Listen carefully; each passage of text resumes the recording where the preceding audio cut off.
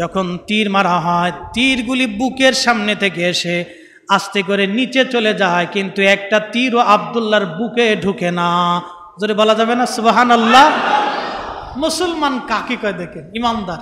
তীর বুকের সামনে থেকে ঢুকে ফিরে সামনে নিচে পড়ে যায়, কিন্তু তীর বুকে ঢুকে না।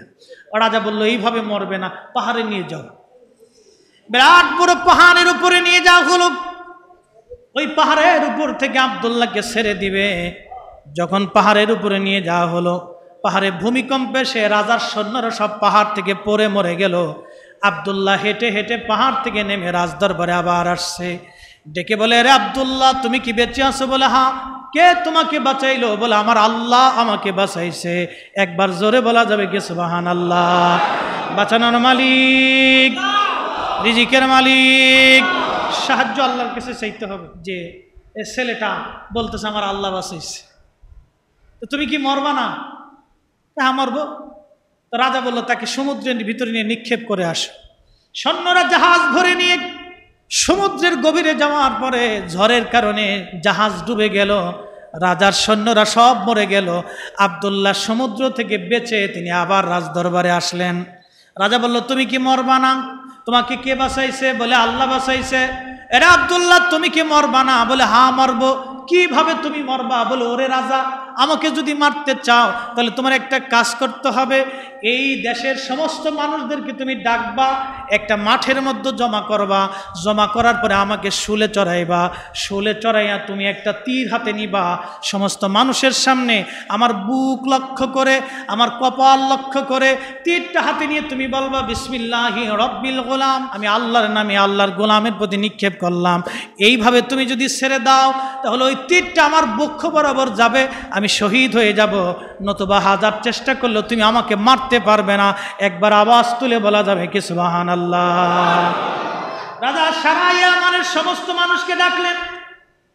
ডাকার পরে আব্দুল্লাহকে শুলের মধ্যে চড়াইয়া তীর হাতে নিয়ে বিসমিল্লাহি রব্বিল গোলাম বলে যখন ছেড়ে দিলেন, তখন আব্দুল্লাহ শহীদ হয়ে গেল।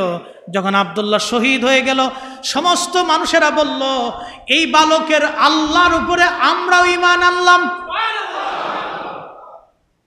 মারতে চাইছে একজন, কবুল করছে হাজার হাজার।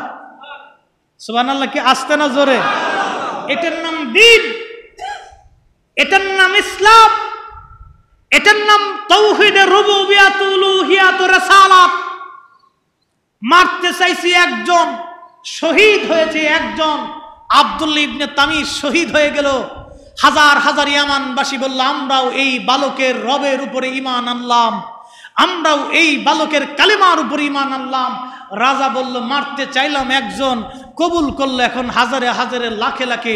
উপায় কি? শহরের কোনায় কোনায় বড় বড় করে আগুনের কুণ্ডলি জ্বালাও। যারা ঈমান রাখবে তাদেরকে আগুনে ফেলে দাও, যারা ঈমান ছাড়বে তাদেরকে বাঁচায় দাও। এইভাবে তারা মারতে মারতে মারতে মারতে প্রায় 15 থেকে 20 হাজার মানুষ আগুনের মধ্যে সেই দিন জুলুম করে করে পুড়িয়ে মারল। সেই 90 ঈমানদার 20 হাজার মানুষ আগুনের মধ্যে ঝাঁপিয়ে পড়ে নিজের জীবন দিয়েছিল, কিন্তু ঈমান দেয় নাই। মুসলমান এমন এক জাত, নিজের জীবন দিয়ে দেয় কিন্তু ঈমান দেয় না। কথা বলেন ঠিক না বেঠিক? প্রিয় মুসলমান, খুব মনোযোগ দেন। আব্দুল্লাহ ইবনে তামিস সহ 20 হাজার মানুষ শহীদ হয়ে গেল। শহীদ হয়ে যাওয়ার পরে এক মহিলা তার ছোট্ট দুধের বাচ্চা কোলে নিয়ে আসছে।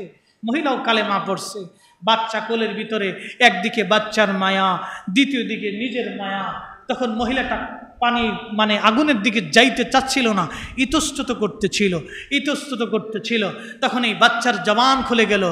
বাচ্চা ডেকে বলে, মা, ও মা। শিশুর বাচ্চার জবান খুলে গেল, দুধের বাচ্চার জবান খুলে ডাক দে বলে, মা, ও মা, আপনি যেটাকে আগুন দেখেন মা, আমি সেটাকে আগুন দেখি না মা, এটা জান্নাতের বাগান। মা, দেরি করবেন না, ঝাঁপিয়ে পড়েন। আপনি যেটা আগুন দেখেন মা, আমি এটা জান্নাতের বাগান দেখি। নিজের শিশু সহ নারী আগুনের মধ্যে ঝাঁপায় পড়ে শাহাদাতের অমীয় সুধা পান করল। RSBD media. আমাদের নবী হচ্ছেন শেষ নবী। আমাদের প্রিয় রসুলের পরে আর কোনো নবী পৃথিবীতে আসার প্রয়োজন নাই, প্রয়োজন হবে না এবং আসবেও না। তো হুজুরে করিম সাল্লাল্লাহু আলাইহি ওয়াসাল্লাম আর পৃথিবীতে আগমনের 70 বছর আগে একটা ঘটনা ইয়ামানে ঘটেছিল। তো আগের যুগেও যারা মানুষকে আল্লাহর দিকে ডাকত, তাদের বিভিন্ন সময় বিভিন্ন মুসিবত আসত, জুলুম অত্যাচার তাদের সহ্য করতে হয়েছে। যেমন পৃথিবীর প্রত্যন্ত অঞ্চলগুলিতে, আফ্রিকার কিছু অঞ্চল, এশিয়ার কিছু অঞ্চলে, যেমন পৃথিবীতে মুসলমানরা নির্যাতিত, নিপীড়িত। আপনি যদি তাকান ফিলিস্তিনের দিকে, তাদের স্থায়ী ভূখণ্ড, দাদার পর দাদার আরও পর দাদার 14 পুরুষের ভূমি থেকে ইহুদিরা জোর করে তাদেরকে উঠিয়ে নিয়ে যাচ্ছে। আচ্ছা, আপনাকে বলি, আপনার 5 তলা একটা বাড়ি আছে, এই বাড়িটা আপনি অনেক কষ্ট করে নির্মাণ করছেন, জীবনের অর্থ খরচ করে, জীবনের অনেক কষ্টের রুজি আপনি জোগাড় করে 5 তলা বাড়ি আপনার একটা সম্বল। এই জায়গাটা আপনার বাবার জায়গা ছিল, দাদার জায়গা ছিল। হঠাৎ করে যদি কোনো গোষ্ঠী, কোনো ব্যক্তি বা কোনো ক্ষমতাশীল ব্যক্তি যদি আপনার এই 5 তলা বাড়িটা দখল করে নিয়ে যায়, আপনাকে বাড়ি থেকে বের করে দেয়, আপনার কাছে এটা কেমন জুলুম লাগবে, কেমন অত্যাচার। ফিলিস্তিনিরা এইভাবেই সেটা যুগের পর যুগ গ্রহণ করে আসতেছে। রাত্রিবেলা ঘুমিয়ে আসে, সকালবেলা জানে না তার বাড়ি থাকবে না। এরকম পৃথিবীতে অসংখ্য জুলুম নির্যাতন আগেও ছিল, এখনো আছে, এটা কিয়ামত পর্যন্ত থাকবে। বিশেষ করে দাঈল আল্লাহ, আল্লাহর দিকে যারা মানুষকে আহ্বান করে, তাদের প্রতি মানুষের বা অন্য ধর্মের যারা আছে, বিশেষ করে ইহুদি এবং খ্রিস্টানদের প্রকোপটা বেশি। তো লক্ষ্য করুন, হযরত ঈসা আলাইহিস সালাতু ওয়াস সালামের তিরোধানের পরে প্রায় 600 বছর পর্যন্ত পৃথিবীতে কোনো নবী নাই। এর ভিতরে হযরত ঈসা আলাইহিস সালামের কিছু উম্মাহ ছিল, যাদেরকে হাওয়ারিন বলা হতো। এদের ভিতর থেকে কিছু উম্মারা, পাদ্রী, বড় বড় আলেমরা মানুষকে আল্লাহর দিকে ডাকত। কোথাও গির্জা তৈরি করে, এখন মসজিদ, আগে ছিল গির্জা, যদিও গির্জার রূপ এখন পরিবর্তন হয়ে গেছে। ঈসা আলাইহিস সালামের মূল ধর্মের উপর এখন আর গির্জাগুলি প্রতিষ্ঠিত নাই। হযরত ঈসা আলাইহিস সালামের আনীত বিধানের উপরে পাদ্রীরা মানুষকে আল্লাহর দিকে ডাকত। আল্লাহ রাসূল বলতেছেন, ইয়ামান দেশের একজন রাজা, তিনি জাদুবিদ্যার মাধ্যমে অনেক কাজ হাসিল করতেন। তেমন রাজ দরবার এক জাদুকর ছিল। এই জাদুকর জাদুবিদ্যার মাধ্যমে রাজার অনেক কাজ হাসিল করত। আপনারা জানেন, রাজ দরবারগুলিতে কবি, সাহিত্যিক, দার্শনিক, গণক, জাদুকর, ভালো মন্দ সব থাকত। এগুলি দিয়ে তারা রাজকার্য পরিচালনা করত, সব কোয়ালিটি থাকত তাদের রাজ দরবারে। তো হযরত ঈসা আলাইহিস সালামেরই উম্মত তখন ইয়ামান দেশে খ্রিস্টীয় ধর্ম প্রচার হয়নি। তখন এই একজন পাদ্রী একটা রাস্তার পাশে ছোট্ট একটা গির্জা নির্মাণ করে মানুষদেরকে ওই গির্জার ভিতরে দাওয়াত করে আল্লাহর দ্বীন সম্পর্কে বুঝাইত। যেমন এখন আমরা উলামায়ে কেরাম মানুষদেরকে জুমার দিনে বুঝাই, ওয়াজ নসিহতে বুঝাই, বিভিন্ন মাহফিলে বুঝাই, এরকম বুঝাইতো। আমরা ওয়াজ করে কিছু পয়সা করি পাই, আবার মাদ্রাসা পরিচালনা করে কমিটি বেতন দেয়, এর ভিতরে আবার আঙ্গুল ঢুকাইছে গণকমিশন। হ্যাঁ, তারা আবার 116 জনের লিস্ট করছে, 16 জনের লিস্ট করিয়া চিন্তা করছে হুজুর গাড়িটা আঙ্গুল দিই। ভাই সাহেব, ঘটনা হলো আল্লাহর দ্বীন আছে, আল্লাহর দ্বীন থাকবে। আমি খতিব যদি এখানে না থাকি, আরো খতিব পৃথিবীতে আসবে। আমি আলেম যদি না থাকি পৃথিবীতে আরো আলেমের জন্ম হবে। ইসলাম এমন একটা বিধান যেটা ছিল, আছে এবং থাকবে। কথা বলেন ঠিক না বেঠে? এটা যাবে না কোনোদিন। ঠুনকো 2-4 জনের এই সিদ্ধান্তে দিনের কোনো ক্ষতি হবে না।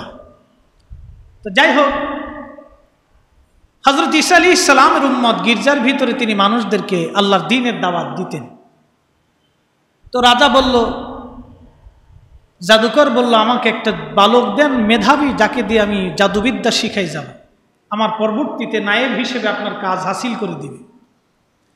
এই জন্য আমরা উলামায়ে কেরাম, বাংলাদেশের যত আলেম উলামা আছে দেখবেন, চেষ্টা করে একটা মাদ্রাসা করার জন্য। কেন? কি জন্য? আলেমরা কি ব্যবসা করলে পারতো না? আমি কি ব্যবসা করলে পারতাম না? আমার দরকার কি ছিল এই ওয়াজ নসিহত করা? দরকার কি ছিল এই মসজিদে এসে নামাজ পড়ানো? হুজুর ইচ্ছা করলে ব্যবসা করতে পারতো। সবাই যেখানে ব্যবসা করে, চাকরি করে, রুজি করে, তো হুজুরও পারতো, আমরাও পারতাম। কিন্তু আল্লাহর পক্ষ থেকে আমাদের উপর একটা দায়িত্ব মাথার উপরে আছে।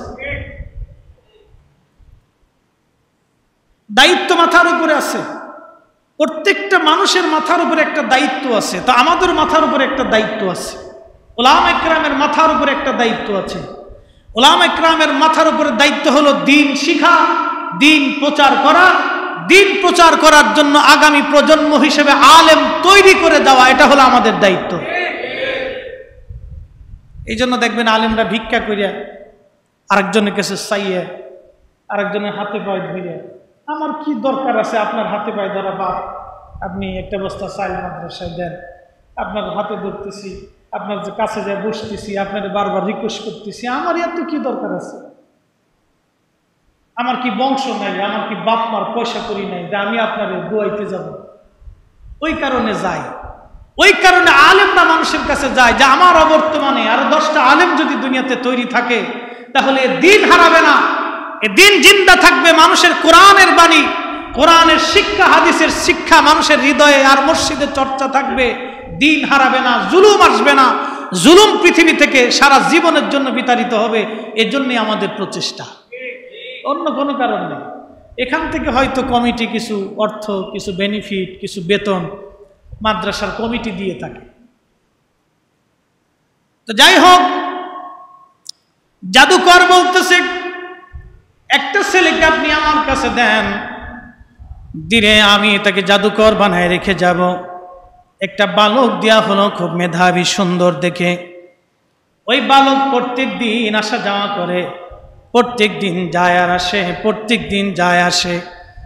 আসা যাওয়ার মাঝখানে দেখে রাস্তার পাশে একজন পাদ্রী গির্জার ভিতরে বসে বসে মানুষকে আল্লাহর দিকে ডাকে, ভালো কাজের দাওয়াত দেয়। এবার ওই পাদ্রী একদিন, ওই বালক চিন্তা করলো, পাদ্রীর কথা একটু শুনি, আমি তো প্রত্যেক দিন জাদু শিখি, পাদ্রীর কথাটাও একটু শুনতে যাই। বালক পাদ্রীর কাছে যায় যখন বসলো, বসার পরে বালকের ভালো লাগলো। 1 দিন, 2 দিন, 3 দিন শুনতে শুনতে ভালো লেগে গেল। ভাই, আমরা কেন মাহফিল দেই? মাহফিল দিতে কেন আপনাদেরকে উদ্বুদ্ধ করায় জানেন? এই মাহফিল যদি বাংলাদেশে না হতো, আমার এই বাংলাদেশের হাজারো যুবক ভাই এই মাহফিলের ওয়াজ শুনে শুনে নেশা ছেড়ে দিয়ে নামাজি হয়ে গেছে। আমার দেশের হাজারো সুদখোর, লক্ষ সুদখোর ওয়াজ শুনে শুনে সুদ ছেড়ে দিয়েছে। আমার দেশের লক্ষ বখাইটা এই ওয়াজ শুনে শুনে নামাজি হইয়া মা বাবার খেদমত করে। যেই ছেলেটা মাকে 2 চোখ দিয়ে দেখতে পারতো না, সেই ছেলেটা মায়ের পা ধোয়াইয়া মাকে হাতে করে, হাতে ধরাই নিয়ে হসপিটালে নিয়ে যায়, বাবাকে সাহায্য করে। যেই ছেলেটা নেশা ছাড়া কিছু বুঝতো না, সেই ছেলেটা আজকে বাবার সাথে কাজ করে। হাজারো আলেমের ওয়াজ শোনার কারণে যদিও মতানৈক্য আলেমদের মধ্যে আছে এবং থাকবে, কিন্তু আলেমদের হাজারো মতানৈক্যের ভিতরে সব আলেমরা মানুষদেরকে কিন্তু ভালো কাজের দাওয়াত দেয়। কি কথা বলেন, ঠিক না? মতানৈক্য আছে, এটা আগেও ছিল, এটা থাকবে। ইখতিলাফ ছিল, আছে, থাকবে। আলেমদের ইখতিলাফ আলেমরা বুঝবে। এটা আমাদের ফাংশন। হুজুরের সাথে আমার এক মাসালার ইখতিলাফ, এটা আমাদের ফাংশন, এটা আমাদের বিষয়, আমরা এটা নিয়ে দলিল আদিল্লাহ সাবিত করব, সাবমিট করব, ওনার পক্ষে উনি দিবে, আমার পক্ষে আমি দিব, এটা হবে। কিন্তু আমরা আলেমরা যারা ওয়াজ নসিহত করি, সব কিছুর ওয়াজের মূল একটা থাকে, সব শেষে আমরা সবাই মানুষকে ভালো কাজের দিকে দাওয়াত করি, যে আপনারা আসেন, জুলুম ছাড়েন, সুদ ছাড়েন, ঘুষ ছাড়েন, হিংসা ছাড়েন, পরনিন্দা ছাড়েন, গীবত ছাড়েন, মানুষের হক নষ্ট করা ছাড়েন, মিথ্যা বলা ছাড়েন, মালে কম দেওয়া ছাড়েন, আপনারা ভালো কাজ করেন, স্ত্রীদের সাথে সুন্দর ব্যবহার করেন, প্রতিবেশীর হক রক্ষা করেন, প্রতিবেশীর সাথে ভালো আচরণ করেন, রাষ্ট্রের হক নষ্ট করবেন না। এই যে আমরা মানুষদেরকে সবশেষে কিন্তু এই কাজগুলির কথাই উদ্বুদ্ধ করি, সব আলেমরাই একই কাজ করে। প্রিয় মুসলমানেরা, এবার ওই পাদ্রীর কথাগুলি শুনে শুনে শুনে শুনে ছেলেটার খুব ভালো লাগলো। একদিন বালকটা ডেকে বলে, হুজুর আপনার ধর্মটা আমার কাছে খুব ভালো লাগছে, জাদুকরের কাছে জাদুবিদ্যা শিখতে যায়, এটা আমার কাছে ভালো লাগে না। তখন এই ছেলেটা ওই পাদ্রীর কাছে কালেমা পড়ে মুসলমান হয়ে গেলেন, ঈসাই ধর্ম গ্রহণ করলেন। গ্রহণ করার পরে একদিন ওই ছেলেটা রাস্তা দিয়ে যাওয়ার সময় দেখে বিরাট বড় একটা বাঘ রাস্তার মাঝখানে বসে রয়েছে।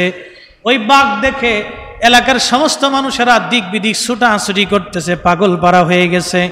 এবার ওই ছেলেটা একটা পাথর হাতে নিয়ে বলি, ইয়া রব, আপনার ধর্ম যদি সত্য হয়, ইসলাম যদি সত্য হয়, তাহলে আমি পাথর মারার কারণে বাঘ মরে যাবে, অবশ্যই বাঘ মারা যাবে। ওই ছেলেটা পাথর কানা হাতে নিয়ে ওই বাঘের মাথা বরাবর নিক্ষেপ করার সঙ্গে সঙ্গে বাঘটা মারা গেল। একবার জোরে বলা যাবে কি সুবহানাল্লাহ? এটা আল্লাহর একটা হিকমত, বাঘ মরে গেল। ছেলের পাথরের আঘাতে যখন বাঘ মরে গেল,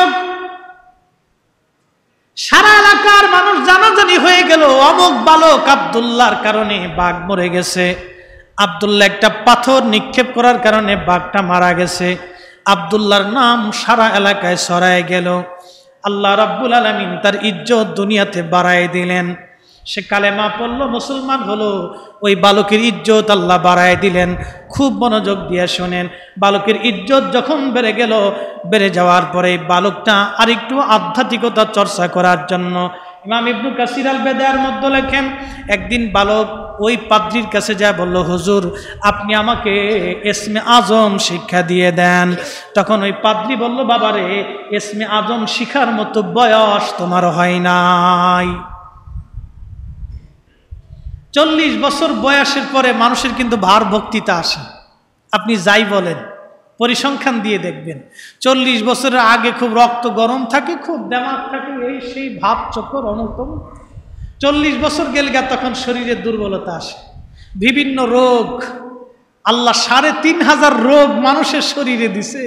কারণ কি জানেন? যদি রোগ না থাকতো মানুষ ফেরাউন হয়ে যেত। মনে রাখেন, যদি শরীরের রোগ না থাকতো তো মানুষ ফেরাউন হয়ে যেত। এই জন্য 3500 রোগ দিছে, একটা শেষ হলে আর একটা অ্যাটাক করে। এই একটা অ্যাটাক করার কারণে মানুষ দুর্বল থাকে, নাহলে এটা ফেরাউন হয়ে যেত। ফেরাউনের শরীরে কোনো রোগ ছিল না। 400 বছর একটু কাশিও লাগছে না, ঠান্ডাও লাগছে না, একটু হাসিও দিছে না। তো চিন্তা করেন ওটা কি শয়তানের ছিল। খুব মনোযোগ দেন। এই জন্য আল্লাহ রাব্বুল আলামিন মানব শরীরের মধ্যে রোগ দিয়ে থাকেন।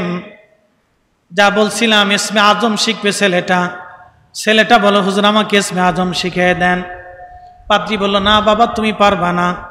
যা হোক, একদিন ছেলেটা একটা কৌশল করলো। আল্লাহ পাকের যত নাম আছে, তাওরাত জবুর ইনজিলের মধ্যে যত নাম আছে, সব নামগুলি ওই ছেলেটা একটা ফলকের মধ্যে লেখলো। তীরের যে ফলক আছে, তীর যেটা বিধে যায়, এই ফলকের মধ্যে আল্লাহর যতগুলি নাম আছে সব নামগুলি লেখলো। প্রায় 3000-এর মতো নাম ফলকের মধ্যে লেখে আগুন জ্বালাইয়া ওই আগুনের মধ্যে তীরগুলি নিক্ষেপ করতে লাগলো। সব তীর আগুনের মধ্যে পড়ে যায়, কিন্তু ইসমে আজম খচিত তীর বারবার আগুন থেকে লাফ দিয়ে বের হয়ে আসে, বারবার আগুন থেকে লাফ দিয়ে বের হয়ে আসে। তখন এই ছেলেটা ওই পাদ্রীর কাছে যা বললো, হুজুর আমি ইসমে আজম পাইছি। হুজুর বলল, বাবারে, তুমি ইসমে আজম পাইছো ঠিক, কিন্তু ধৈর্য ধরতে পারবা না। আমার আশঙ্কা লাগতেছে সামনে কোনো মহা বিপদ তোমার আসবে। যদি বিপদ আসে বাপ, তুমি আমার নাম কিন্তু প্রকাশ করবা না। ছেলেটা ইসমে আজম রপ্ত করে নিল। সূরা বুরুজের তাফসীর, বিস্তারিত তাফসীর আর কি। ইসমে আজম রপ্ত করে নেওয়ার পরে আল্লাহ রাব্বুল আলামিন তাকে একটা মর্যাদা দিলেন। মর্যাদার নাম হলো মুস্তাজাবাতুদ দাওয়া, অর্থাৎ দোয়া করতে দেরি হইতো, আসমান থেকে আসতে দেরি হইতো না। একবার জোরে বলা যাবে কি সুবহানাল্লাহ? দোয়া করতে দেরি হইতো, আসমান থেকে আসতে দেরি হতো না। আপনারা কি মনে করেন পৃথিবীতে এইরকম বর্তমান নাই কেউ আছে? আমি চিনি না, আপনি চিনেন না।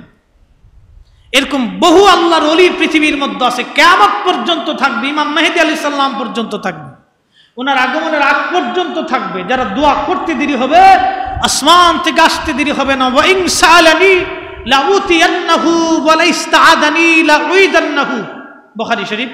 আল্লাহ রাসূল বলতেছেন, এরা আমার কাছে চাইতে দেরি হবে, তোমার আসতে দেরি হবে না, আমি আল্লাহ দিতে দেরি করব না। একসাথে জোরে বলি না সুবহানাল্লাহ? আগেও ছিল, আগের জামানার নবীর উম্মতদের ভিতরেও ছিল এরকম। তো সেই জামানার উম্মতের যদি এই হালত হয়, তো এ নবীর উম্মতের মর্তবা আরো বেশি। কত গুণ? 70 গুণ বেশি। ভাই আমাদের ইজ্জত এত বেশি, আমরা আমাদের ইজ্জত বুঝি না, এর লেগে আমরা ঘুষ খাই। আমরা ইজ্জত বুঝি না, এর লেগে আমরা মানুষ ঠকাই। আমরা ইজ্জত বুঝি না, এই জন্য ঘুমানোর আগে চিন্তা করে কারে কালকে বাস দিব, এই জন্য ঘুমানোর পরে উঠ থেকে চিন্তা করি আজকে কারে বাস দিব, এই খালি বাসের চিন্তা। ভাই আমরা যদি আজকে নফস নিয়াতকে কন্ট্রোল করতে পারতাম, আল্লাহর কসম হৃদয়টাকে ইসলাহ করতে পারতাম, তাহলে বাংলার দেশ না সারা পৃথিবীর মুসলমান স্বর্ণের আসনে অধিষ্ঠিত থাকতো। এরা যদি আল্লাহর নবী এবং সাহাবে کرام এবং আউলিয়া আতকিয়াদের চরিত্র গ্রহণ করত, খোদার কসম পৃথিবী আল্লাহ রাব্বুল আলামিন জমিনে শস্য আর শ্যামল আর ফসল দিয়ে সারা পৃথিবীর মুসলমানদেরকে আল্লাহ স্বর্ণের আসনে অলঙ্কিত করে রাখতেন। সাহাবে کرامের যুগের মতো যদি আমরা নবীর আদর্শ নিতে পারতাম। নাই, আমাদের মধ্যে নাই। টুপি মাথায় দিয়ে ব্যবসা করতেছে, আল্লাহর কসম কোনো অসুবিধা নেই, ফরমালিন নেই। আমি এই তারিখে একটা কাঁঠাল কিনছি, লোকের মুখে দাড়ি, চিন্তা করলাম দাড়িওয়ালা মানুষ আর মিছে কথা কইব, মাফ করে দিয়ে। কাঁঠাল কিনছি প্রায় 15 দিন আগে, রমজানের ভিতরে। আমি বললাম কাঁঠাল কোথার থেকে আসছে? সিজনের প্রথম কাঁঠাল। হুজুর রাঙ্গামাটি থেকে আসছে। আমি বললাম মাশাআল্লাহ, কাঁঠালের ভিতর কি কিছু আছে? কোনো অসুবিধা নেই, নিশ্চিন্তে নিয়ে যান, ভালো খাইতে পারবেন। বললাম দাম কত? বলে দাম এত। তা আমি আর কমাইলাম না। একজন কাঁঠাল বিক্রেতা, ফল, গরিব মানুষ, ভ্যানের উপরে বেচতেছে, দাড়িওয়ালা। তা আমি আবার কম টমও কিছু বললাম না, বেশিও বললাম না, উনি যা চাইছে আমি তাই দিছি। বাড়ি এনে পরের দিন কাঁঠাল ভাঙে দেখি ভিতরে আর খাওয়ার কোনো কায়দা নেই। শেষে আমার ওয়াইফ বললো যে কিছু পাইলাম না, আডিটা তো পাইছি, কাঁঠালের আডি তো পাইছি। বললাম মাশাআল্লাহ, এতটুক নিয়েই সন্তুষ্ট থাকো, আর কিছু করার নেই, তকদিরে নাই। চিন্তা করেন, এইরকমও আছে দেশে, এরকমও আছে। আল্লাহর রাস্তে মাফ করবেন, মুখে দাঁড়িয়ে বিশ্বাস করে নিলাম। একবার কাপড় কিনছি আমি ঢাকার ইসলামপুর থেকে, বিরাট না দুঃখিত, আমার ফরিদপুর থেকে, শহর থেকে কাপড় কিনছি। বললো যে হুজুর খুব সুন্দর পাঞ্জাবি হবে, চিন্তা নেই। আমি বললাম রং টং কি উঠবে? না, কোনো অসুবিধা নেই, নিশ্চিন্তে ব্যবহার করতে পারে, নিয়ে যান। মুখে দাঁড়িয়ে আছে, মাথায় টুপি আছে, বেচারা খুব ভদ্রলোক। দেখি চিন্তা করলাম হ্যাঁ লোক ভালো, আল্লাহর রাস্তায় মাফ করবেন। আমি টুপিদারির বিরুদ্ধে বলতেছি, আমি নীতির বিরুদ্ধে বলতেছি, আমি নীতির বিরুদ্ধে বলতেছি। যদি নীতিতে আমিও দুর্বল হই তাহলে আমিও নিকৃষ্ট। নামাজ পড়ি খতিব হিসেবে, ইমাম সাহেব হিসেবে, তাতে কি আসে যায়? কাপড় আনার পরে কাপড় চোপড় বানাই টানে, পাঞ্জাবি বানাই, প্রথম কয়েকদিন পরার পরে ধুইতে গেছি, ধোয়ার পরে মাশাআল্লাহ যা তাই, সাবানের সাথে উঠে চলে গেল। তাই বললাম মাশাআল্লাহ খুব ভালো। এই যে আল্লাহ রাসূল উম্মতকে শিক্ষা দিলেন, যেটা সেটা। আপনার মাল ভালো না, আপনি বলেন যে মালটা এরকম দুর্বল হবে, দামটা এরকম হবে, আপনি এত কম দামে দেন, নিয়ে যান, মালটা দুর্বল হবে, অসুবিধা নেই। অথবা এই মাল আপনি কিনবেন কেন? যে মাল পচা, এই মাল কিনে ভালো বলে আরেকজনের মাথার উপরে কাঁঠাল মাথায় বাড়ি দিবেন কেন? এইরকম মানুষ পৃথিবীতে বহু আছে। আজকে আমার দেশের যুদ্ধ হয় পৃথিবীর অন্য দেশে, দ্রব্যমূল্যের দাম বাড়ে আমার দেশে। ভারত গম বন্ধ করতে দেরি হয়েছে, 350 টাকা মন প্রতি বাড়তে দেরি হয় না, এটার নাম বাংলাদেশ। তার মানে বোঝা গেল আমার দেশের যারা বড় বড় ব্যবসায়ী সিন্ডিকেট আছে, এরা আমার দেশের গরিব মানুষের রক্ত চুষে খায়। কথা বলেন ঠিক না বেটে? রক্ত চুষে খায় এরা আমাদের দেশের গরিব মানুষ। এগুলো জুলুম, এগুলি প্রকাশ্য জুলুম। আপনার আমার কাছে পয়সা আছে, বাজারে গেলে অসুবিধা নাই, কিন্তু দিন আনে দিন খায় যে বেটা গম কিনতে যাবে, সকালবেলা বাচ্চার জন্য রুটি কিনতে যাবে, আটা কিনতে যাবে, ওই বেটা চোখের পানি পড়ে। এটা জুলুম, প্রকাশ্য জুলুম। প্রিয় মুসলমানেরা, এইরকম মুসলমানের দেশ ভরে গেছে।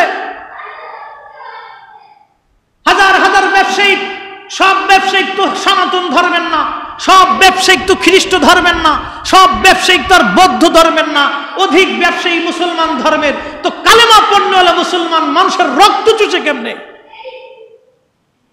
এগুলো প্রকাশ্য জুলুম।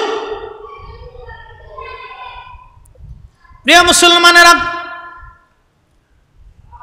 এই ছেলেটা পাদ্রীর কাছে যে কালেমা পড়লো, কালেমা পড়ার পরে ছেলেটা মুস্তাজাবতুদ দাওয়া হয়ে গেল, সমাজে তার নাম ছড়ায় গেল। নাম ধাম যখন ছড়িয়ে গেছে, ওই ছেলেটার কাছে মানুষ বিভিন্ন প্রয়োজনে আসতে লাগলো। যে যেই প্রয়োজনে আসে সে দোয়া করতে দেরি হয়, আল্লাহর পক্ষ থেকে দোয়া কবুল হতে দেরি হয় না। বলেন সুবহানাল্লাহ। সে যা দোয়া করত তাই কবুল হয়ে যেত। রাজার দরবারের একজন উজির অন্ধ হয়ে গেল। অন্ধ হয়ে যাওয়ার পরে এই উজির যখন অন্ধ হয়ে গেল, অন্ধ হয়ে যাওয়ার পরে উজির জানতে পারলো অমুক একটা ছেলে আছে, সে দোয়া করলে মানুষের দোয়াগুলি কবুল হয়, তার কাছে গেলে মাকাসাদগুলি পুরা হয়ে যায়। তখন এই উজির এসে ওই আব্দুল্লাহ ইবনে তামিরের কাছে সে বলল, বাবা আমি শুনছি তোমার কাছে আসলে মাকসুদ পুরা হয়ে যায়, তুমি মানুষকে ভালো করে দিতে পারো, তুমি আমাকে ভালো করে দাও, আমি অন্ধ, চাকরি চলে গেছে আমার। ছেলেটা ডেকে বলে, উজির ভালো করার মালিক আমি না, ভালো করার মালিক আমার আল্লাহ, চক্ষু দেওয়ার মালিক আমি না, চক্ষু দেওয়ার মালিক আল্লাহ। তবে শর্ত হলো আপনি আমার ধর্মে কালেমা পড়বেন, আমি আপনার জন্য দোয়া করব, আপনার চোখ ভালো হয়ে যাবে। উজির বলল, ঠিক আছে আমি তোমার কালেমা পড়ব। উজির কালেমা পড়লেন, যুবক দোয়া করে দিলেন, চক্ষু সাথে সাথে ভালো হয়ে গেল। জোরে বলা যাবে না সুবহানাল্লাহ? চোখ সাথে সাথে ভালো হয়ে গেল। পৃথিবীর কত দামি অ্যান্টিবায়োটিক ওষুধ, দোয়া, পৃথিবীর কত দামি অ্যান্টিবায়োটিক মেডিসিনের নাম দোয়া। পৃথিবীর এমন কোন ওষুধ আবিষ্কার হয় নাই মারার সাথে সাথে রোগ ভালো হয়ে যাবে, এমন কোন ওষুধ পৃথিবীর মধ্যে নাই। কিন্তু দোয়া নামক এমন একটা মেডিসিন আছে, আল্লাহর দরবারে হাত তুলতে দেরি হয়, মালিক যদি কবুল করে পৃথিবীর কোনো ওষুধের দরকার হয় না, সাথে সাথে আমার আল্লাহ মঞ্জুর করে নেয়। এই যুবক, এই বালক, এই উজির অন্ধ ভালো হয়ে গেল, রাজ দরবারে গেছে। রাজা জিজ্ঞেস করে, কিরে উজির তুই না অন্ধ ছিলি, ভালো হইলি কেমনে? উজির বলে, আমার মালিক আমার আল্লাহ ভালো করছে। এবারে রাজা কয়, আমি ছাড়া তোর আবার আল্লাহকে? উজির বলে, আমার মালিক তোমারও মালিক, আমারও স্রষ্টা তোমারও স্রষ্টা, এক রব্বুল আলামিন। রাজা ডাক ডেকে, তোরে এই বিদ্যা কে শিক্ষা দিয়েছে, তোর চোখকে ভালো করে দিয়েছে? বলে, আব্দুল্লাহ ইবনে তামিরের কাছে গিয়েছিলাম, এই বালক দোয়া করছে, যারে আপনি জাদুবিদ্যা শিখাইছেন, এই ছেলেটা দোয়া করছে, আমার চোখ ভালো হয়ে গেছে। রাজা মনে করছে এটা জাদু দিয়ে ভালো করছে। রাজা ডাক দেখে, আব্দুল্লাহ তুমি তো বিরাট বড় জাদুকর হইছ, আমার উজিরের চোখ ভালো করে দিলে। আব্দুল্লাহ কয়, না, চোখ আমি ভালো করি নাই, চোখ ভালো করেছে আমার আল্লাহ, চোখ ভালো করার মালিক আমি না, চোখ ভালো করেছে আমার আল্লাহ। আব্দুল্লাহ ইবনে তামিরকে রাজা বলল, হে আব্দুল্লাহ ইবনে তামির, চোখ তুমি এই বিদ্যা কার কাছ থেকে শিখেছ? যদি তুমি এই বিদ্যা না ছাড়ো, আল্লাহর একত্ববাদকে তুমি যদি না ছেড়ে দাও, তাহলে আমি তোমাকে হত্যা করে ফেলবো। আব্দুল্লাহ ইবনে তামির বললেন, যত চেষ্টা করো, যা কিছু করো না কেন, সব ছেড়ে দিতে পারি, কিন্তু ঈমান আমি ছাড়ব না। একবার আওয়াজ তুলে বলা যাবে কি সুবহানাল্লাহ? জীবনের সব দিতে জানি ইমান দেব না, ইমান দেব না, ইমান দেব না। ইমান কত দামি জিনিস। আল্লাহর নবী বলছেন তোমরা শিরিক করবে না, শিরিক করবে না, শিরিক করবে না। যদিও তোমাকে কেটে টুকরা টুকরা করে ফেলা হয় তুমি শিরিক করবে না, শিরিক করবে না। যদি তোমাকে কেটে কেটে টুকরা টুকরা টুকরা টুকরা করে ফেলা হয় শিরিক তুমি করবে না, শিরিক তুমি করবে না, শিরিক তুমি করবে না। কত জটিল। আব্দুল্লাহ ইবনে তামির বলতেছে সব দিব, জীবন নিয়ে নিবি, ইমান সর্ব। বলে তোকে এই বিদ্যা কে শিখেছে? বলে অমুক পাদ্রী, পাদ্রীকে ধরে আনছে। তো সিরের মধ্যে আসছে, ইমাম ইবনে কাসির বিস্তারিত লিখছেন আল বেদায়ের মধ্যে, যে ওই পাদ্রীকে ধরে আনার পরে পাদ্রীর মাথার উপর করাত ধরছে। করাত ধরে বলে পাদ্রী দিন ছাড়বি? পাদ্রী বলল না, জীবন দিব কিন্তু ইমান দেব না। সেই উম্মতের ইমানের ভিতরে কত জটিল ইমান ছিল। পাদ্রীর মাথা বরাবর করাত দিয়ে টেনে টেনে ফেরে ফেরে ফেরে ফেরে পুরা দেহ ফেরে ফেলা হয়েছে। করাত দিয়ে টেনে টেনে কেটে কেটে তার দেহ ফেরে ফেলা হয়েছে। পাদ্রী নিজের জীবন দিয়েছে কিন্তু ইমান দেয় নাই। মুসলমান একসাথে জোরে বলা যাবে না আল্লাহু আকবার। তেলের গাড়ি তেলে চলে, হাওয়ার গাড়ি হাওয়ায় চলে, বিনা তেলে চালায় গাড়ি নবী সুলাইমান। আমরা সেই মুসলমান, আমরা সেই মুসলমান, আমরা সেই মুসলিম, আমরা সেই মুসলমান। আফ্রিকার জঙ্গলে যে সাহাবী জঙ্গল অধিবাসীদেরকে বলেছিল, হে জঙ্গলার প্রাণীরা, আমি রাসূল পাকের সাহাবী, দিন প্রতিষ্ঠিত করার জন্য আফ্রিকার জঙ্গলে এসেছি। সকাল বেলার আগেই জঙ্গল ছেড়ে দিয়ে পরিষ্কার করে আমাদের জন্য জায়গা করে দিবে, নতুবা সকাল বেলা তলোয়ারের মাধ্যমে ফাইসালা হবে। সাহাবীর সেই মুজাহিদ আমিরের সেই ঘোষণার কারণে আফ্রিকার জঙ্গল থেকে সেই দিনের প্রাণীর বাঘ বাঘের কাতারে, সর্প সর্পের কাতারে, হিংস্র প্রাণী যার যার কাতার ধরে জঙ্গল সকাল বেলার আগে খালি করে পরিষ্কার করে দিল।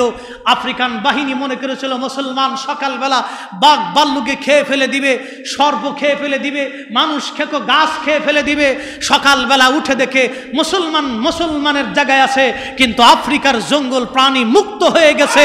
একসাথে জোরে বলা যাবে না আল্লাহু আকবার। আমরা সেই মুসলমানের জবান কিন্তু জবান নষ্ট করে ফেলেছি। আজকে আমাদের সেই জবান আছে কিন্তু জবানের তাওয়াজ্জু নেই। আমাদের হাত আছে কিন্তু দোয়া মঞ্জুর হয় না। প্রিয় মুসলমান, এবার আব্দুল্লাহ ইবনে তামির ওকে মেরে ফেললো, পাদ্রীকে মেরে ফেলে দিছে। আব্দুল্লাহ ইবনে তামিরকে শুলে চড়াইছে। রাজা বললেন তীর ছুঁড়ে মেরে হত্যা করুক। আব্দুল্লাহ ইবনে তামিরের বুক লক্ষ্য করে তীর ছুঁড়ে মারা হয়। যখন তীর মারা হয়, তীরগুলি বুকের সামনে থেকে এসে আস্তে করে নিচে চলে যায়, কিন্তু একটা তীরও আব্দুল্লাহর বুকে ঢুকে না। যদি বলা যাবে না সুবহানাল্লাহ। মুসলমান কাকে কয় দেখেন, ইমানদার। তীর বুকের সামনে থেকে ঢুকে ফিরে সামনে নিচে পড়ে যায়, কিন্তু তীর বুকে ঢুকে না। রাজা বলল এইভাবে মরবে না, পাহাড়ে নিয়ে যাও। বিরাট বড় পাহাড়ের উপরে নিয়ে যাওয়া হলো। ওই পাহাড়ের উপর থেকে আব্দুল্লাহকে ছেড়ে দিবে। যখন পাহাড়ের উপরে নিয়ে যাওয়া হলো, পাহাড়ে ভূমিকম্পে সে রাজার সৈন্যরা সব পাহাড় থেকে পড়ে মরে গেল। আব্দুল্লাহ হেঁটে হেঁটে পাহাড় থেকে নেমে রাজদরবারে আবার আসছে। ডেকে বলে, রে আব্দুল্লাহ, তুমি কি বেঁচে আছো? বলে, হ্যাঁ। কে তোমাকে বাঁচাইলো? বলে, আমার আল্লাহ আমাকে বাঁচাইছে। একবার জোরে বলা যাবে কি সুবহানাল্লাহ। বাঁচানোর মালিক, রিজিকের মালিক, সাহায্য আল্লাহর কাছে চাইতে হবে। যে এ ছেলেটা বলতেছে আমার আল্লাহ বাঁচাইছে, তো তুমি কি মরবা না? হ্যাঁ মরবো। তো রাজা বলল তাকে সমুদ্রের ভিতরে নিয়ে নিক্ষেপ করে আসো। সৈন্যরা জাহাজ ভরে নিয়ে সমুদ্রের গভীরে যাওয়ার পরে ঝড়ের কারণে জাহাজ ডুবে গেল। রাজার সৈন্যরা সব মরে গেল। আব্দুল্লাহ সমুদ্র থেকে বেঁচে তিনি আবার রাজদরবারে আসলেন। রাজা বলল তুমি কি মরবা না? তোমাকে কে বাঁচাইছে? বলে, আল্লাহ বাঁচাইছে। এরা আব্দুল্লাহ, তুমি কি মরবা না? বলে, হ্যাঁ মরবো। কিভাবে তুমি মরবা? বলে ওরে রাজা, আমাকে যদি মারতে চাও তাহলে তোমার একটা কাজ করতে হবে, এই দেশের সমস্ত মানুষদেরকে তুমি ডাকবা, একটা মাঠের মধ্যে জমা করবা, জমা করার পরে আমাকে শুলে চড়াইবা, শুলে চড়াইয়া তুমি একটা তীর হাতে নিবা, সমস্ত মানুষের সামনে আমার বুক লক্ষ্য করে, আমার কপাল লক্ষ্য করে তীরটা হাতে নিয়ে তুমি বলবা বিসমিল্লাহি রব্বিল গোলাম, আমি আল্লাহর নামে আল্লাহর গোলামের প্রতি নিক্ষেপ করলাম। এইভাবে তুমি যদি ছেড়ে দাও তাহলে ওই তীরটা আমার বক্ষ বরাবর যাবে, আমি শহীদ হয়ে যাব, নতুবা হাজার চেষ্টা করলেও তুমি আমাকে মারতে পারবে না। একবার আওয়াজ তুলে বলা যাবে কি সুবহানাল্লাহ। রাজা সারা ইয়ামানের সমস্ত মানুষকে ডাকলেন, ডাকার পরে আব্দুল্লাহকে শুলের মধ্যে চড়াইয়া তীর হাতে নিয়ে বিসমিল্লাহি রব্বিল গোলাম বলে যখন ছেড়ে দিলেন, তখন আব্দুল্লাহ শহীদ হয়ে গেল। যখন আব্দুল্লাহ শহীদ হয়ে গেল, সমস্ত মানুষেরা বলল, এই বালকের আল্লাহর উপরে আমরাও ঈমান আনলাম। মারতে চাইছে একজন, কবুল করছে হাজার হাজার। সুবহানাল্লাহ কি আসতে না জোরে? এটার নাম দ্বীন, এটার নাম ইসলাম, এটার নাম তাওহীদে রুবুবিয়াত উলুহিয়াত রাসালাত। মারতে চাইছে একজন, শহীদ হয়েছে একজন। আব্দুল্লাহ ইবনে তামিস শহীদ হয়ে গেল। হাজার হাজার ইয়ামানবাসী বলল, আমরাও এই বালকের রবের উপরে ঈমান আনলাম, আমরাও এই বালকের কালেমার উপরে ঈমান আনলাম। রাজা বলল, মারতে চাইলাম একজন, কবুল করলো, এখন হাজারে হাজারে লাখে লাখে। উপায় কি? শহরের কোনায় কোনায় বড় বড় করে আগুনের কুণ্ডলি জ্বালাও, যারা ঈমান রাখবে তাদেরকে আগুনে ফেলে দাও, যারা ঈমান ছাড়বে তাদেরকে বাঁচায় দাও। এইভাবে তারা মারতে মারতে মারতে মারতে প্রায় 15 থেকে 20 হাজার মানুষ আগুনের মধ্যে সেই দিন জুলুম করে করে পুড়িয়ে মারল। সেই 90 ঈমানদার 20 হাজার মানুষ আগুনের মধ্যে ঝাঁপিয়ে পড়ে নিজের জীবন দিয়েছিল, কিন্তু ঈমান দেয় নাই। মুসলমান এমন এক জাত, নিজের জীবন দিয়ে দেয় কিন্তু ঈমান দেয় না। কথা বলেন ঠিক না বেঠিক? প্রিয় মুসলমান, খুব মনোযোগ দেন। আব্দুল্লাহ ইবনে তামিস সহ 20 হাজার মানুষ শহীদ হয়ে গেল। শহীদ হয়ে যাওয়ার পরে এক মহিলা তার ছোট্ট দুধের বাচ্চা কোলে নিয়ে আসছে। মহিলাও কালেমা পড়ছে। বাচ্চা কোলের ভিতরে একদিকে বাচ্চার মায়া, দ্বিতীয় দিকে নিজের মায়া। তখন মহিলাটা পানি আগুনের দিকে যাইতে চাচ্ছিল না, ইতস্তত করতেছিল। তখন এই বাচ্চার জবান খুলে গেল। বাচ্চা ডেকে বলে, মা, ও মা। শিশুর বাচ্চার জবান খুলে গেল, দুধের বাচ্চার জবান খুলে ডাক দে বলে, মা, ও মা, আপনি যেটাকে আগুন দেখেন মা, আমি সেটাকে আগুন দেখি না মা, এটা জান্নাতের বাগান। মা, দেরি করবেন না, ঝাঁপিয়ে পড়েন। আপনি যেটা আগুন দেখেন মা, আমি এটা জান্নাতের বাগান দেখি। নিজের শিশু সহ নারী আগুনের মধ্যে ঝাঁপায় পড়ে শাহাদাতের অমীয় সুধা পান করল।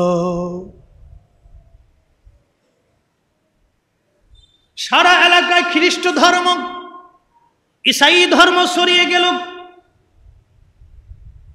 এমনকি জুলুম বাদ্র পৃথিবীর মধ্যে টিকে থাকে নাই। যেই রাজা হাজার হাজার মানুষকে আগুনের মধ্যে পুড়িয়ে শহীদ করে দিল, সে আগুন তাদেরকেও এক সময় ধরে বসলো, সারা এলাকা পুড়িয়ে দিল, তছনছ করে দিল। সেদিন তারাও বাঁচতে পারে নাই। আজকে সেই রাজার রাজত্ব নাই, তার সাম্রাজ্য নাই, কিন্তু ইসলাম এখনো আছে, কালেমার আওয়াজ এখনো সারা পৃথিবীতে আছে। কথা বলেন ঠিক না বেটে? আমাদের দেশের অনেক জমিদার আছে না, বিভিন্ন জায়গায় দেখবেন গ্রাম সাইডে অনেক বড় বড় জমিদারদের বাড়ি ছিল, প্রাসাদ ছিল। এই প্রাসাদগুলিতে এখন কারা থাকে বলেন তো? চামচিকে থাকে। এই প্রাসাদে চামচিকে থাকে, তেলাপোকা থাকে, পোকামাকড় থাকে, শিয়াল, এই আপনার প্রাণীরা, জঙ্গলের প্রাণীগুলি ওই বড় বড় প্রাসাদের মধ্যে থাকে। কিন্তু আজ থেকে 50 বছর আগে, 70-80 বছর আগে, 100 বছর আগে এই প্রাসাদগুলির ভিতরে কত মানুষের জুলুমের আত্মচিৎকার ছিল, কত মানুষের জুলুমের রক্ত এই প্রাসাদের সাথে লেগে আছে, কত নারীর আত্মচিৎকার ওই প্রাসাদের সাথে লেগে আছে। কিন্তু তাদের প্রাসাদ আছে, কবরের অস্তিত্ব পর্যন্ত নাই। মুসলমান এখান থেকে শিখে যেতে হবে, আমি মানুষের ক্ষতি করব, আমি আরেকজনের ক্ষতি করব, রক্ত চুষে খাবো, আরেকজনের হক নষ্ট করে খাবো, আরেকজনের ক্ষতি করে আমি অনেক টাকার মালিক হব, আমার এই প্রাসাদের চামচিকে থাকবে, আমি থাকবো না, মরার পরে 1 বছরের ভিতরে আমার কবরে ঘাস দুবলা জন্মিয়ে যাবে, জাইরিন কাউকে খুঁজে পাবো না, জিয়ারতকারীও কেউ থাকবে না, দোয়া করার মতো 100 বছর পরে কেউ থাকবে না। যদি তাই হয় তো প্রত্যেকটা মুসলমানের উচিত আমাদেরকে আল্লাহ এবং নবীর তরিকা অনুযায়ী নিজের জীবনকে গঠন করা। কথা বলেন ঠিক না বে ঠিক? এর বাহিরে কিচ্ছু নেই। আপনি এখান থেকে বুঝেন তো, বড় বড় রাজপ্রাসাদগুলি সেই মুঘল সাম্রাজ্যের প্রাসাদ পড়ে রয়েছে, সালতানাতদের সুলতানি আমলের সেই প্রাসাদ পড়ে রয়েছে, কোন কোন প্রাসাদে চামচিকে তেলা বোকা সাপ বিশ্বর গর্ত হয়ে রয়েছে। কিন্তু প্রাসাদগুলিতে কত মানুষের আর্ত চিৎকারের ধ্বনি এখনো শোনা যায়, কত রক্ত প্রাসাদের সাথে লেগে রয়েছে, জুলুমের রক্ত। শেষ।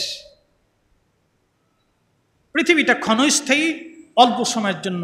তাসকিয়াতুন নফস আমাদের করে যেতে হবে। আজকে খুতবার বিষয় হলো তাসকিয়াতুন নফস, নিজের নফসকে কন্ট্রোল করা। তাসকিয়াতুন নফস তাসাউফের একটা চরম রূপ। তাসকিয়াতুন নফস আধ্যাত্মিকতা, তাসাউফ। আহলুত তাসাউফ যারা ছিলেন, আহলুল কাশ, আহলুল আউলিয়া যারা ছিলেন, তারা মানুষদেরকে তাসকিয়াতুন নফস শিক্ষা দিতেন। প্রথম সবক ছিল তাসকিয়াতুন নফস, তুমি এটাকে কন্ট্রোল করো। এটা এমন একটা যন্ত্র, এটা এমন একটা যন্ত্র যে যন্ত্রের পাওয়ার আমি গত জুমাতে বলেছিলাম, এটা লাইট এত দূর পর্যন্ত, একবারে লৌহে মাহফুজ পর্যন্ত লাইটের আলো চলে যায়। এটা এমন একটা পাওয়ার। কিন্তু এই পাওয়ার অর্জন করতে হলে এই হাতের মধ্যে হারামের চিহ্ন থাকবে না, এই মুখ দিয়ে কোনো হারাম খাবার যাবে না, এটা পবিত্র রাখতে হবে, এটা পবিত্র রাখতে হবে। এ চোখ, এ জবান, এ হাত, এ কান, এটা যদি আপনি পরিষ্কার রাখেন তো এটা পরিষ্কার হয়ে যাবে। আর এটা যত স্বচ্ছ হবে, যত স্বচ্ছ হবে তত আপনি বেশি পরিষ্কার হবেন। আল্লাহ রসুল বলছেন, হে আমার সাহাবী, সকাল থেকে সন্ধ্যা, সন্ধ্যা থেকে সকাল পর্যন্ত তুমি পৃথিবীর মধ্যে এমনভাবেই চলবে যে তুমি কোনো মানুষকে হিংসা করবে না, ঘৃণা করবে না, ক্ষতি করবে না, তুমি এইভাবেই চলবে। হে আমার উম্মত, যদি এইভাবে চলো, এটাই আমি আমার নবীর সুন্নাহ, আমি আমার নবীর সুন্নাহ। মান আহাব্বা সুন্নতি ফাকাদ আহাব্বানি, কেউ যদি আমার সুন্নতকে ভালোবাসে সে আমাকেই ভালোবাসবে। ওমান আহাব্বানি কানা মাই ফিল জান্নাহ, কেউ যদি আমাকে ভালোই বাসে তো আমার সাথে সে জান্নাতে চলে যাবে। আর একটু জোরে বলেন না সুবহানাল্লাহ। আমাদের মাথায় টুপি আছে, পাগড়ি আছে, এটাও আল্লাহ রসুলের সুন্নাহ। কিন্তু হুজুর সাল্লাল্লাহু আলাইহি ওয়াসাল্লাম প্রকৃত সুন্নতটাকে, অরিজিনাল দামি সুন্নতটাকে কিন্তু এইখানের কথা বলছে। মানে আহাব্বা সুন্নতি বলার আগে কিন্তু আল্লাহর নবী এই সুন্নতের কথা বলছে, তুমি এটাকে করো। এই রোগে বেশি আক্রান্ত আমার দেশের নারী সমাজ, এই রোগে আমার দেশের নারী সমাজ বেশি আক্রান্ত, যার কারণে সংসারের ভিতরে ঝামেলা হয়। 10 বছর 20 বছর ভাই ভাই মিলেমিশে একসাথে ঘুমাইলো, কোনো ঝগড়া নাই, বিয়ে করার পরেই ঝগড়া লেগে যায়। কারণটা কি? সংসার আসার সাথে সাথে ঝগড়া লেগে গেল, কারণ কি? এই রোগে বেশি আক্রান্ত আমার দেশের নারী সমাজ। এই হৃদয়ের রোগের জটিল আক্রান্ত আমার দেশের নারী সমাজ। আল্লাহ রসুল প্রত্যেকটা বয়ানেই মানুষের হৃদয়কে ইসলাহ করার জন্য, সংশোধন হওয়ার জন্য বলতেন, তোমরা কোনো ভাইয়ের ক্ষতি করবে না। এক মুসলমান আর এক মুসলমানের মাল হারাম, সম্মান হারাম। আমি রাস্তা দিয়ে যাচ্ছি, এমন সময় যদি জনসম্মুখে আপনার কোনো কিছু আমার কাছে জানার ইচ্ছা করে, ধরেন আমার একটা বিষয় আপনার কাছে ভালো লাগছে না, না লাগাটাই স্বাভাবিক। আমি একজন মানুষ, আমি এই 5000 মানুষকে আমি আমার মন দিতে পারবো না। আমি মানুষ একজন, 5000 মানুষের মন সন্তুষ্ট করার মতো যোগ্যতা আমার নাই বাপ। আল্লাহ সৃষ্টিকর্তা বান্দাকে সকালবেলা বৃষ্টি দিলে কিছু বান্দাকে আল্লাহ সকালে না দিয়ে বিকেল দিলেই পারত, আবার বিকেলবেলা বৃষ্টি দিলে বান্দারা কয় আল্লাহ আজকে বৃষ্টি দিল কে, কালকে দিলেও পারত। তো যে বান্দা আল্লাহর সমালোচনা করে সে বান্দা আমার সমালোচনা করবে, এটাই স্বাভাবিক, এটা নিয়ে আমি চিন্তিত না। কিন্তু আমি 5000 লোকের মন জুগাইতে পারবো না। ধরেন রাস্তা দিয়ে যাচ্ছি, এমন সময় আমাকে রাগ দিয়ে যদি রাস্তার মাঝখানে আপনি আমাকে জোরে কথা বলে অপমান করেন, করতে পারেন, করতে পারেন, কিন্তু আপনি যে অপমান আমাকে করছেন, এই কথাটা তো আপনি আমাকে গোপনে ডাক দিয়েও জিজ্ঞেস করতে পারতেন যে খতিব সাহেব হুজুর, আপনার এই কথাটা আমার কাছে ভালো লাগে না, এটা কেমন হয়? তাহলে আমি ইসলাহ হতাম। যদি আমার ভুল হইতো তাহলে আমার ইসলাহ হতাম, আপনার যদি বুঝার ভুল হইতো তাহলে আমি বুঝানোর চেষ্টা করতাম। আচ্ছা, আপনি যদি প্রকাশ্যে আমাকে ডাক দিয়ে সবার সামনে অপমান করেন, আল্লাহ রাসূল বলছে এটা তোমার জন্য হারাম। সে যেই হোক, তুমি প্রকাশ্য মানব সমাজে তার ইজ্জতকে নষ্ট করা তোমার জন্য হারাম, তার মাল তোমার জন্য হারাম, তার রক্ত তোমার জন্য হারাম, তার ইজ্জত তোমার জন্য হারাম। আল্লাহ রাসূল এই কথাগুলি বলছেন। আল্লাহ রাসূল বলছেন, ও আমার উম্মত, তোমার বাহ্যিক সৌন্দর্যের দিকে আল্লাহ তাকাবে না। Allah looks not to your figures. Allah তোমার এই সুন্দর চেহারা, সুন্দর নাক আছে, জিহ্বা আছে, চেহারা আছে, এই সব সুন্দর আছে, এগুলির দিকে আল্লাহ তাকায় না। Allah looks to your heart. আল্লাহ তোমার আত্মার দিকে তাকাবে এবং আমলের দিকে তাকাবে। তোমার এটা ঠিক আছে কিনা, আমল সহি আছে কিনা, এটা আল্লাহ এখানে তাকাবে। যদি তাই হয় তা আমাদের কাজ হলো ইসলাহে নফস, নফসের কন্ট্রোল, এটা কন্ট্রোল করা। সর্বক্ষেত্রে নিজেকে কন্ট্রোল করবেন, সুস্থ থাকবেন, সুস্থ থাকবেন, নিজের নফসকে সর্বক্ষেত্রে কন্ট্রোল করবেন, ভালো থাকবেন। আমার কিছু যুবক ভাইদের ভিতরে এখন এক ধরনের প্রবণতা বাড়ছে।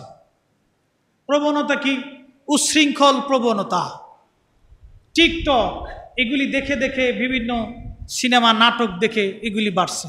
দুঃখের বিষয়, আমার দেশে 116 জন আলেমের নাম লিস্ট হইল, বলছেন উন্ডা বলে দুর্নীতি করছেন বা উন্ডা মানি লন্ডারিং করছেন। আমরা হুজুররা এমনি তো মানুষের কাছে চাইয়ে খাই, আমরা মানি লন্ডারিং করার তো চিন্তাও মগজে কোনো সময় আসে না। আচ্ছা যাই হোক, এটা ওনাদের কাজ, ওনারা করছেন, ওনাদের যদি অধিকার থেকে করবেন। আমরা আইনি প্রক্রিয়া, আমরা আমাদের কাজ করব, দেশে আইন আদালত আছে।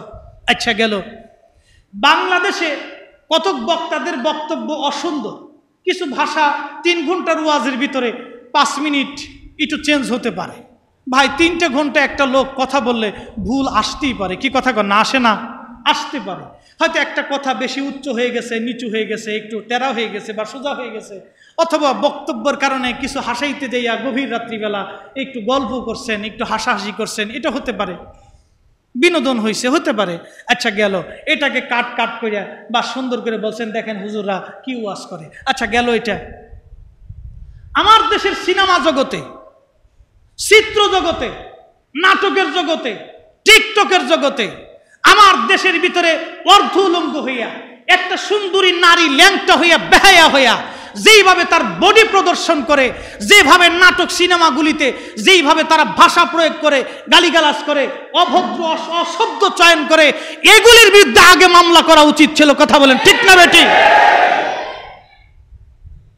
আমার দেশের যুবকের চরিত্র নষ্ট হয়, মা ছেলে এক জায়গায় বসে একটা অনুষ্ঠান দেখা যায় না, লজ্জায় মাথা নষ্ট হয়ে যায়। এগুলির বিরুদ্ধে মামলা নাই, এগুলির বিরুদ্ধে রেজুলেশন নাই, এগুলির বিরুদ্ধে কোনো কথা নাই, এগুলির মধ্যে আইনি কোনো প্রচেষ্টা নাই। আমার দেশের হুজুর নিয়ে আছে। আল্লাহর কসম করে বলি, এদেশে মাহফিল যতদিন থাকবে, দিন ততদিন জিন্দা থাকবে। এদেশের নসিহত যতদিন জিন্দা থাকবে, দিন ততদিন জিন্দা থাকবে। নসিহত বন্ধ হয়ে গেলে দিন বন্ধ হয়ে যাবে। অতএব নসিহত আমাদের চালু রাখতেই হবে। কথা বলেন ঠিক না বেটে? আমাদের হুজুরদের যদি ভুল হয়, বাংলাদেশের স্থপতি, স্বাধীনতার মহান দিক নির্দেশক বঙ্গবন্ধু ইসলামিক ফাউন্ডেশন করছেন। ইসলামিক ফাউন্ডেশন কেন করছেন? ঘোড়ার ঘাস কাটার জন্য? ইসলামিক ফাউন্ডেশন আছে এদেশের আলেম সমাজ কেমনে চলবে সেজন্য। উনি তো ইসলামিক ফাউন্ডেশন করে দিয়ে গেছে আজকে না, বহু বছর আগে। কেন করছেন? এজন্যই করছেন, আমরার আলেমদের ভুল যদি হয় এটা ইসলামিক ফাউন্ডেশন দেখবে, ধর্ম মন্ত্রণালয় দেখবে। আমরা যদি সরকারের কাছে অপরাধী হই, এটি ইসলামিক ফাউন্ডেশন তদারকি করবে, কোনো ভুইফোর সংগঠন না। কি কথা বলেন ঠিক না বেটে? অন্য কেউ না। আমার বিচার ইসলামিক ফাউন্ডেশন করবে, আমার ওয়াজে ভুল হইলে ইসলামিক ফাউন্ডেশন দেখবে, ইসলামিক ফাউন্ডেশন ধর্ম মন্ত্রণালয় আছে, এরা বুঝবে। এটা এদের দায়িত্ব, যার যে কাজ সে তার দায়িত্ব। আজ থেকে বহু বছর আগে তো বঙ্গবন্ধু ইসলামিক ফাউন্ডেশন করে দিয়ে গেছেন। কেন করছেন? করছেন এদেশে ওলামা ইকরাম, মসজিদ, সমাজ যাতে সুন্দর মতো চলে এবং ইসলামিক ফাউন্ডেশনের মাধ্যমে যাতে বাংলাদেশের ইসলামের খেদমত বেগবান হয়, সেজন্য উনি করেছিলেন। ওনার উদ্দেশ্য তো খুবই চমৎকার ছিল। আমরা দোয়া করি আল্লাহ তাকে এই খেদমতের বিনিময়ে আখিরাতের উত্তম জাযা দিক। কোনো মরহুমদের সমালোচনা করে আল্লাহর নবী নিষেধ করেছেন। যে মরহুমই হোক, আমার রাজনীতির হোক, আমার বেরাজনীতির হোক, আমার মতের হোক, আমার মানহাজের হোক, আমার মসলকের হোক, আমার সিলসিলার হোক বা আমার দলের হোক, যেই হোক বা বেদলের হোক, হিন্দু হোক, খ্রিস্টান হোক, মরহুম যারা চলে গেছে আমার সমালোচনার দরকার নাই। আল্লাহ সকল মুসলমানদেরকে মাফ করে দিক, এটাই আমরা দোয়া করি। আল্লাহ কবুল করুন, বলেন আমিন।